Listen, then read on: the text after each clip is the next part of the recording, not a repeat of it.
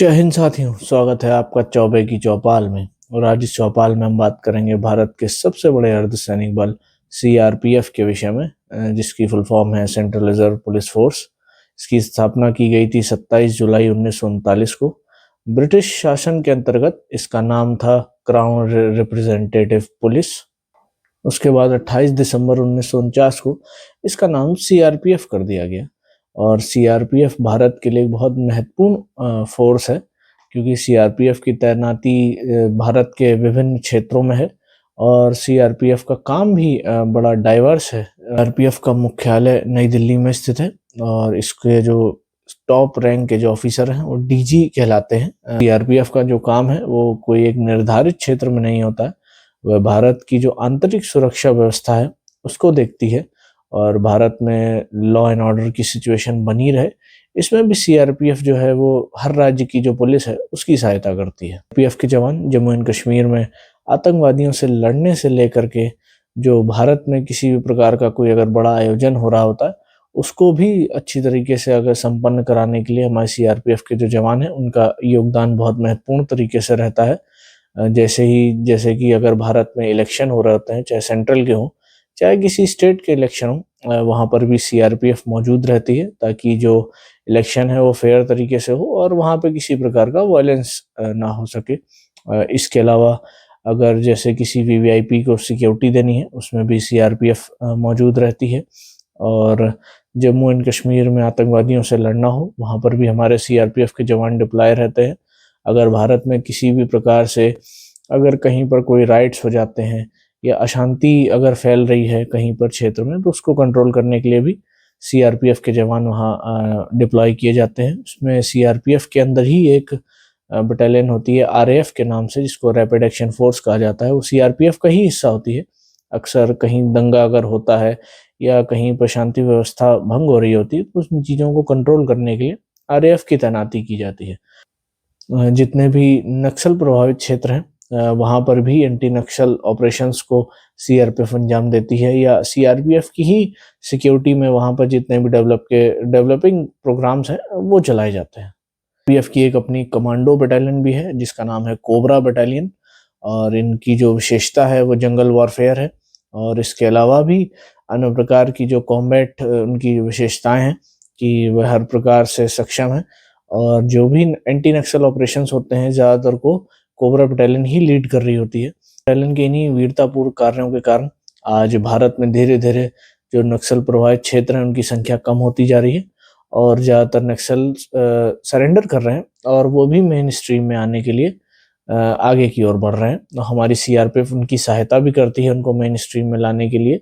और सीआरपीएफ द्वारा जो भी सोशल वर्क किया जाता है उसका उन्हें पार्ट बनाया जाता है ताकि वह भी इस आपराधिक जो उनकी प्रवृत्ति है उसको छोड़ करके वो भी मेन स्ट्रीम में आगे आए और अपने देश के जो तरक्की में अपना योगदान दें। यही वीरतापूर्ण कार्यों को करते हुए हमारे बहुत सारे सीआरपीएफ के वीर जवानों ने अपने जीवन का बलिदान दिया है। पहले तो मैं उनको सैल्यूट करता हूं। और आप सभी जानते होंगे पुलवामा में जब आतंकी हमला हुआ था तो वो सीआरपीएफ के जो बस थी उसी पे हमला हुआ था जिसमें हमारे वीर जवान शहीद हुए थे। या इसके अलावा भी जो एंटी नक्सल ऑपरेशंस होते हैं उसमें कई बार हमारे जो सीआरपीएफ के जवान हैं वो वीर गति को प्राप्त होते हैं और उनके इसी वीरता के कारण आज भारत सुरक्षित है। मैंने वीडियो की शुरुआत में ही कहा कि जो सीआरपीएफ का कार्य क्षेत्र है वो कोई एक लिमिटेड नहीं है, वे विभिन्न क्षेत्रों में कार्य करते हैं और अपनी ड्यूटी को बहुत अच्छी तरीके से निभाते हैं। जम्मू एंड कश्मीर में तो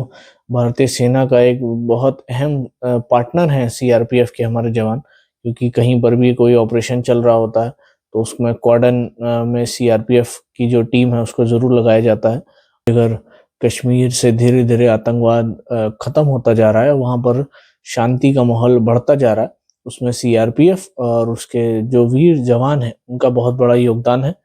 और इस चीज़ को तो सभी लोग मानते हैं, भारतीय सेना और जो जम्मू एंड कश्मीर पुलिस है वो भी ये चीज़ मानती है कि सीआरपीएफ का एक बहुत बड़ा योगदान है जम्मू एंड कश्मीर में शांति बहाल करने के लिए। अभी भारत के किसी भी राज्य में अगर कहीं शांति व्यवस्था भंग होती है तो जो लोकल्स हैं उनका सबसे पहला भरोसा देखा जाता है कि या तो वह पुलिस पे भरोसा करते हैं या तो फिर वे मांग करते हैं कि सीआरपीएफ को वहां डिप्लॉय किया जाए, क्योंकि सीआरपीएफ के रहते किसी की हिम्मत नहीं पड़ती है कि वो किसी प्रकार का जो उपद्रव है उसे मचा पाए, क्योंकि हमारे जवान बड़ी मुस्तैदी से और सख्ती से ऐसे लोगों से निपटने में सक्षम होते हैं।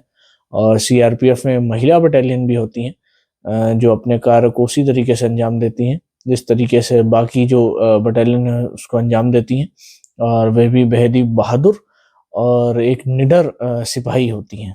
देश में किसी प्रकार की आपदा आती है, चाहे वो प्राकृतिक हो चाहे मानव निर्मित हो, उसमें भी रेस्क्यू ऑपरेशंस में सीआरपीएफ को डिप्लॉय किया जाता है, और सीआरपीएफ के जवान वहां पर भी अपना जो वीरतापूर्ण कार्य है उसको करते हैं, और जो आम नागरिक हैं उनको हर संभव मदद पहुंचाते हैं, उनकी जानों को बचाते हैं। सीआरपीएफ के जवान हमेशा चौबीसों घंटे मुस्तैद रहते हैं, और कहीं पर भी उनकी ज़रूरत होती है या उनको बुलावा आता है तो वे वहाँ पहुँचते हैं और हर संभव मदद करने का प्रयास करते हैं। और आज के इस आधुनिक दौर में सीआरपीएफ भी आधुनिक हो चुकी है, उनके पास आधुनिक वाहन हैं, आधुनिक हथियार हैं, और आधुनिक तकनीकों का इस्तेमाल करके वह देश के जो दुश्मन हैं, चाहे वो देश के अंदर हों, चाहे देश के बाहर से भारत के अंदर शांति भंग करने का प्रयास कर रहे हैं, उनकी योजनाओं को नाकाम करते हैं।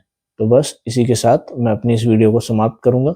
अगर आप लोगों में से किसी ने सीआरपीएफ में कभी सर्व किया हो, या आपके परिवार में किसी ने सीआरपीएफ में सर्व किया हो, तो अपना एक्सपीरियंस आप कमेंट सेक्शन में बता सकते हैं।